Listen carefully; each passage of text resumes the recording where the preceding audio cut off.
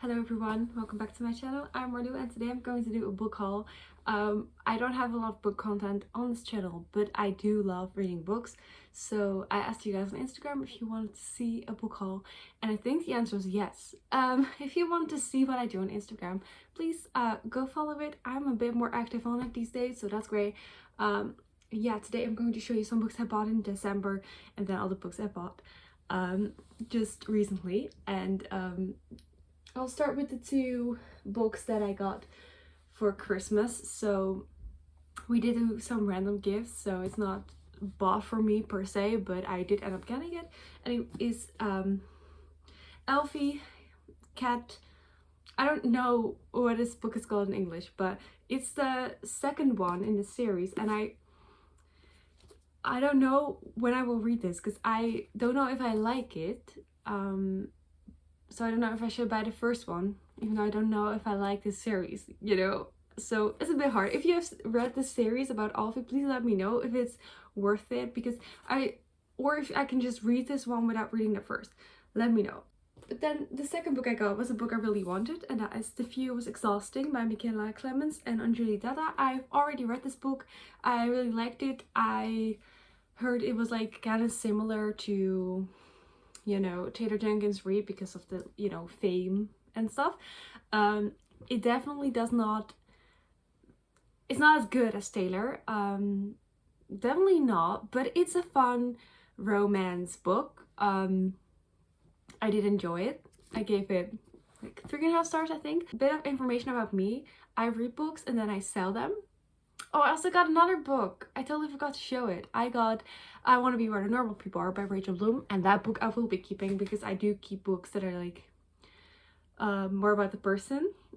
That makes no sense. Maybe it does. So it's not a fiction book. It's just you know, anecdotes about her life and stuff, and it's so funny. I gave it 5 stars. I cried, I laughed, I cried while laughing. It was great. And that's the kind of book I don't think you want to read that if you don't know her, because there's some weird stuff in there, but if you know her, it's just like, yeah, it makes sense, you know? So what I was saying, normally I sell all the books I read. So in this video, if you see a book that you're like, I really want to buy that from you, send me a DM on Instagram. I don't sell them for like super cheap, but I'm trying to just be able to buy books without losing a lot of money. That's kind of the thing I do, because buying books is expensive, so you know, I'm always selling them, and it's working out fine. But in case you want a book from me and I can just add a bunch of earrings or whatever, I can just do that. So then I got No Exit. I got this one from Vinted. Taylor Adams. I read Taylor Adams and I was like, oh my god, a thriller written by a woman, yes. And then I just opened to this page and found that it was a man. Betrayal. No, but I like this. I gave it 3.5 stars because it started off really strong and then it got less thrilling through the book. But the start was really great. It was great. This is The Great Believers by Rebecca Mackay. I wanted to love this book more than I did, but I did like it, you know, because I don't know, I just saw some great reviews on this and I was like, well, this book is gonna change my life, whatever. Never start with high expectations. Anyways, I have the hiccups, I'm sorry. So I just found out that my cat is a homophobe because he literally bit through this book. And I just told you, I am the person who sells my books, so you know how mad I was at him, because that just makes it worth less. But yeah, so yeah, this book is about the AIDS crisis, and it got me a little bit frustrated, because I was like, you know, at first, like, in the starting of the AIDS crisis, you don't know what it is, right? You don't know how to get it or not to get it. But then years go on, and all your friends around you are living in hell and then dying horribly. It's just, where a fucking god. I cried at times, you know.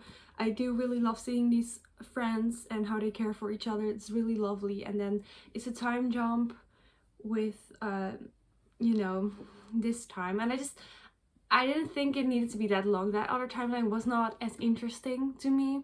I don't know, it's just like her being a good friend to the gays and her being a good mother are two completely different things. And if you're traumatized and because of that you're not a great mom, then you're still not a great mom even though you have reason. So I feel like, you know, I would have liked this book if it was short and it was just about, you know, the past. Because I did love the character of Jill, even though in the end I wanted to smack him. But, you know, talking way too long about this book. Okay, the next book I'm currently reading is The Hangover Games by Sophie Hillwood.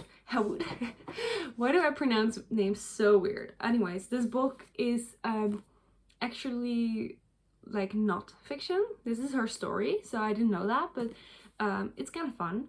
So this book is about a woman who got pregnant on accident and she's just telling her lies. It's a pretty short book. I want to read something short because I'm trying to read 100 books this year.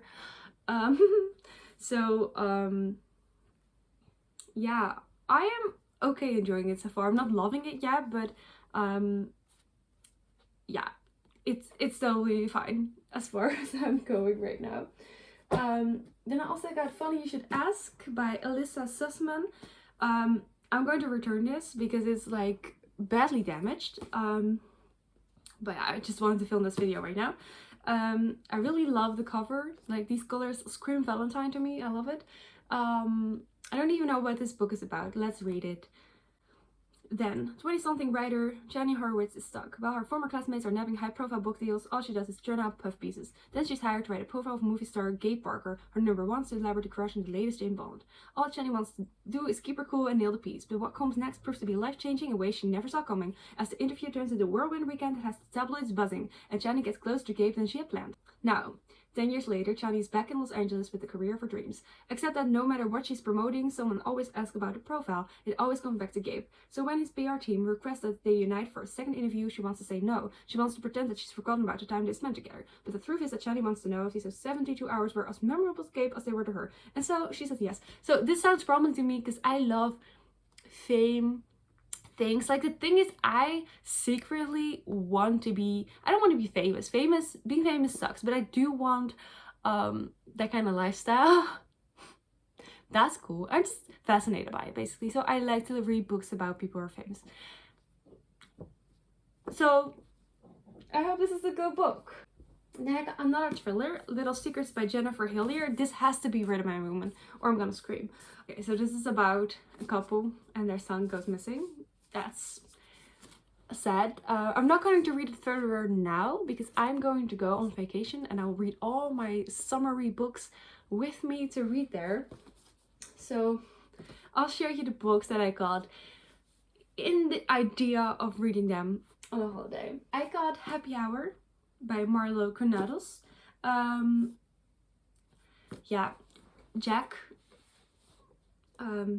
recommended this book and I was like, it sounds cool. It's just two women just spending all their money and getting drinks and stuff, and there's not really a plot. Like, I don't know, but this seems like the perfect book to read on the beach while you're drinking a cocktail. I just, you know, so I'm really curious to read this.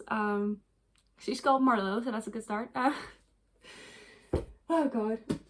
The next book I got is Finley Donovan is Killing It. So this is kind of like more like a comedy thriller, I think. Finley Donovan, single mom and floundering crime writer, is having a hard time. Her ex-husband went behind her back to fire the nanny, and this morning she sent her 4-year-old to school with hair duct tape to her head after an unfortunate incident with scissors. Making it to lunch with a literary agent is a minor victory, but as she's discussing the plot of her latest crime novel, the conversation is misinterpreted, like, I cannot pronounce that word, I'm so sorry, by a woman sitting nearby instead of a hit woman offering her services to dispose of her problem husband. And when the woman slips Finley a name and a promise of a large sum of cash, Finley finds herself plotting something much bigger than her novel. After all, they do always say, write what you know. This sounds great. Like, I think Jack also recommended this. This sounds really, yes, kill your husband. Do it while being funny. Yeah. By the way, yes, I only read English books. And it does, you know, make me better in English, but not like verbally. So You know, I think that makes sense. Like, just so you know, you're like, why can't you not pronounce a single word? I don't know. Okay, I'll try. Then I got Razorblade Tears by S.A. Cosby. This is more of a book to read on the train while I'm going to the airport, because this is not a funny summer read. This is about two men who have gay sons who are together, but their dads are both homophobic, and then the sons get killed. I think a hate crime, not sure. And then the dads bundle up to take revenge or find out what happened. Yeah, a quest for revenge and redemption. So as they go to that journey, they, you know, look themselves in the mirror and be like, why am I a homophobe? That sucks. And then the last book I got is An Italian Girl in Brooklyn by Santa Montefiore. This book is really like an awkward size, but yeah, I thought this was the perfect book because it's also about Italy in the past, and like New York in the past. So I think this is gonna be a nice beach read. New York, 1979. It is Thanksgiving and Evelina has her family and beloved friends gathered together. Her heart, while full of gratitude for all that she has, is weighted with regret for what she has given up. She may have lived in America for over 30 years, but she is still Italian deep in her soul. Northern Italy, 1934. A young Evelina leads a sheltered life with her parents and siblings in a villa fading grandeur. She knows nothing of love until she meets Ezra, the son of a local dressmaker. Does anyone have, like, if anyone is named Ezra, I always picture Ezra Fitz. Okay. The son of a local dressmaker. Their relationship is a delicious secret that she keeps to herself. She doesn't need to be told that she's too young or that Ezra is not suitable. This sounds like Ezra Fitz. Okay, I'm stopping. Okay, Evelina yearns to bask in sunshine, beauty and love, and pay no heed to the grey clouds gathering on the horizon, etching their way towards her and Ezra, but nothing lasts forever. The shadows of war are darkening over Europe, and precious lives are under heat. Can the shadows of the past be laid to rest, and will Evelina, robbed of her one true love and war-torn Italy, ever find happiness again, far away from home? Yeah. This sounds like something I would not endure in the cold, cold winter. This is something I need to be on the beach for. You know, to just get in the vibes. If you want to add me on Goodreads, I think I'll just put a link. I'm Neen Marlou, I think. Don't know if you will find me that way. I have no idea.